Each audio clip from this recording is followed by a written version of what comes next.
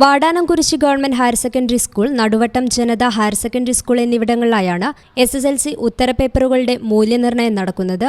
ഇതിൽ ഇംഗ്ലീഷ്, ഹിന്ദി പേപ്പറുകൾ വാടാനംകുരിശി government higher secondary സ്കൂളിലാണ് മൂല്യനിർണ്ണയത്തിന് വിധേയമാകുന്നത്.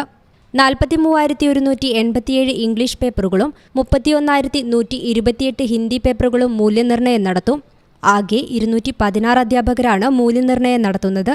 SSLC ഇംഗ്ലീഷ്, ഹിന്ദി വിഷയങ്ങളുടെ മൂല്യനിർണ്ണയമാണ് വാടാനംകുരിശി ഗവൺമെന്റ് ഹയർ സെക്കൻഡറി സ്കൂളിൽ വെച്ച് നടക്കുന്നത്. ഇംഗ്ലീഷിൽ 43,187 പേപ്പർ ഈ ഒരു ക്യാമ്പിലേക്ക് ലഭിച്ചിട്ടുണ്ട്. ഇതിൻ്റെ മൂല്യനിർണ്ണയത്തിനായി 133 അധ്യാപകരും അവർക്കായി 13 ചീഫുമാരെയുമാണ് നിയോഗിച്ചിട്ടുള്ളത്. ഹിന്ദി 31,128 പേപ്പറുകളാണ് ഈ ക്യാമ്പിൽ എത്തിയിട്ടുള്ളത്. അതിനുവേണ്ടി 64 അധ്യാപകരുടെ സേവനവും 6 CV പ്രവർത്തിക്കുന്നുണ്ട്. 14 ദിവസം കൊണ്ട് മൂല്യനിർണ്ണയം പൂർത്തിയാക്കാനാണ് ലക്ഷ്യമിടുന്നത്. ബയോളജി, മലയാളം സെക്കൻഡ് പേപ്പറുകളുടെ മൂല്യനിർണ്ണയം നടുവട്ടം ഗവൺമെന്റ് ജനത ഹയർ സെക്കൻഡറി സ്കൂളിലാണ് നടക്കുന്നത്. News bureau, Pattambi.